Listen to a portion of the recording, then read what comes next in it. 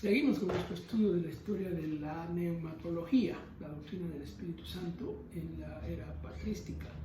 Estamos ya estudiando el tema de los dones y vimos primero las posturas. Ya vimos la primera postura, que es la teoría cesacionista, que afirma que todos los dones milagrosos, espectaculares, terminaron a partir del segundo siglo, con los argumentos que hemos mencionado.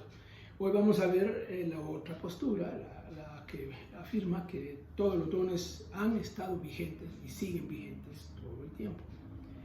Los exponentes de la teoría de la vigencia de todos los dones son variados.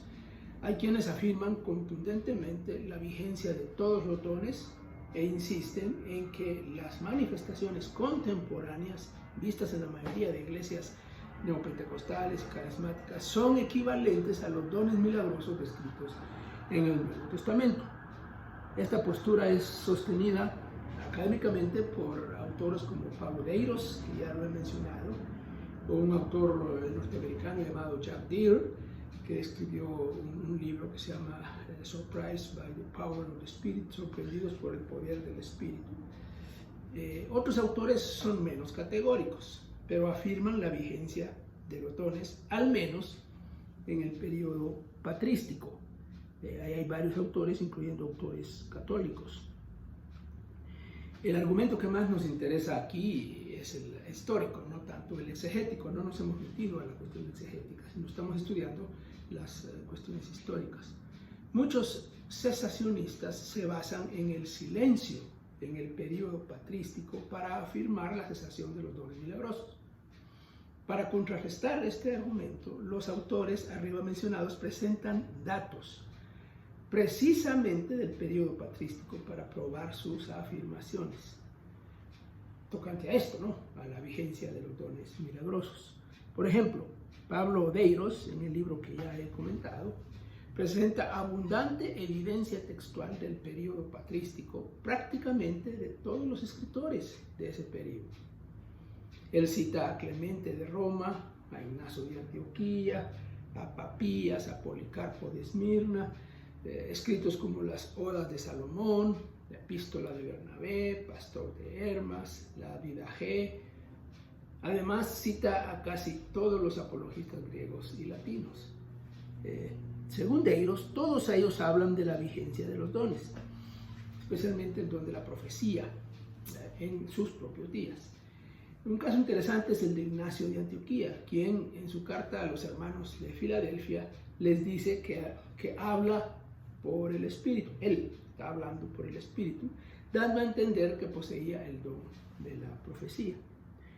Hablando de este mismo personaje y de este mismo texto, otro autor dice que el contenido de la profecía de Ignacio realmente no es algo tan bueno. Es la institucionalización de la iglesia, algo que ha hecho mucho daño a la iglesia.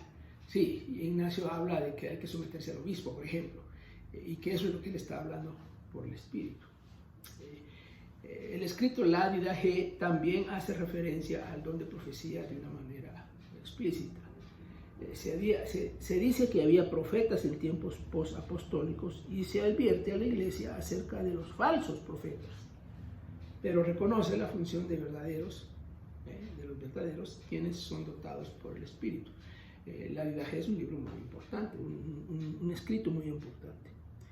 Un asunto que menciona Cirilo de Jerusalén es que los dones se reciben en el momento del bautismo en agua, pensando en el bautismo de adultos al comienzo de la iglesia.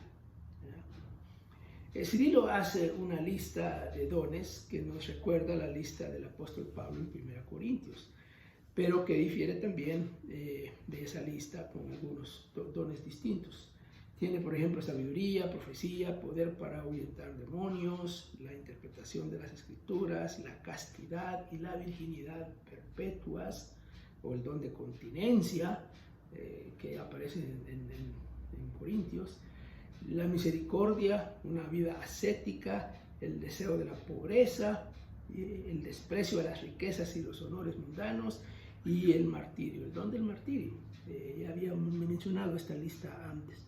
Es curioso que los carismáticos y neopentecostales hacen referencia a los dones milagrosos como profecía y exorcismo, aunque este último no aparece en las listas del Nuevo Testamento, pero no comentan para nada los otros dones que sí menciona Cirilo, ¿ya? El don del martirio, por ejemplo, o el don de la castidad. Otro asunto interesante en esta discusión es la manera en que se trata a los grupos heréticos o disidentes. Por un lado, hay mayor objetividad para tratar las ideas de estos grupos porque no se consideran erróneas todas las ideas de ellos. Pero por el otro lado, hay demasiada condescendencia hacia ellos cuando se trata de los dones milagrosos.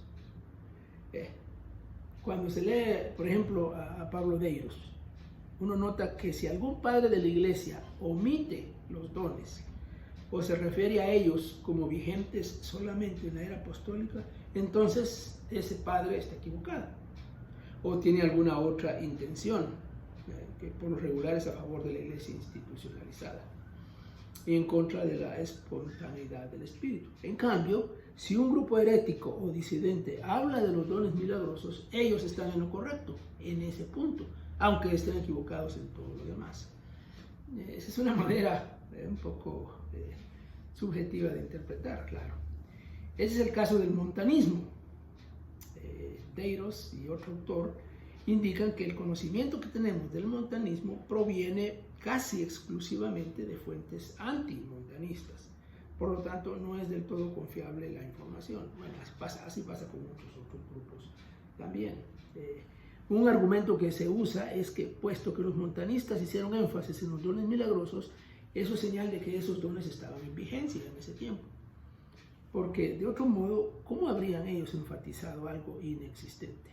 El problema, según ellos, no fue los dones milagrosos, sino el abuso que se dio entre los montanistas.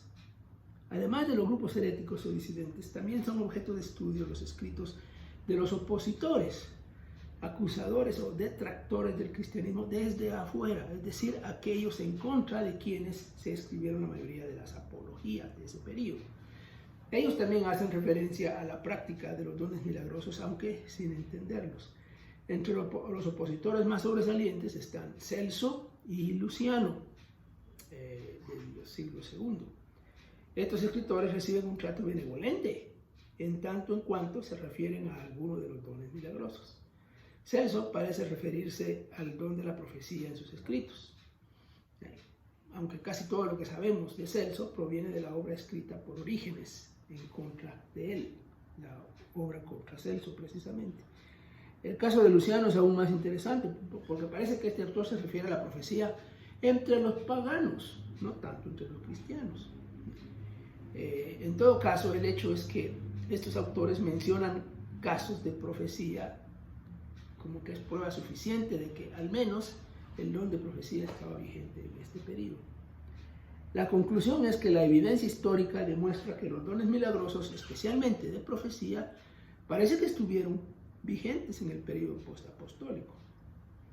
Esto echa por tierra los clásicos argumentos utilizados por los cesacionistas de que estos dones cesaron, precisamente porque no hay evidencia histórica de ellos en el periodo postapostólico.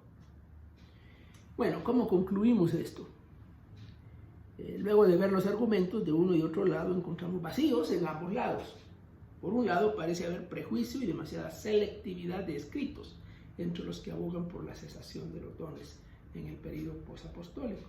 Sin embargo, por el otro lado, también sucede lo mismo. Es indudable que la historia puede ser interpretada de una u otra forma según el trasfondo del historiador que la investiga. Lo que es cierto es que, contrario a lo que se ha entendido en círculos cesacionistas, sí hay referencias claras y específicas de los dones milagrosos por parte de los padres de la Iglesia más respetados, como Ireneo, Tertuliano y otros. Lo que también es cierto es que la mayoría de referencias a los dones milagrosos y los detalles más llamativos están en los escritos apócrifos, lo cual le resta un poco de credibilidad al argumento de la vigencia completa de los dones en este periodo. Y bueno, terminamos así nuestra patrística, nuestra neumatología patrística.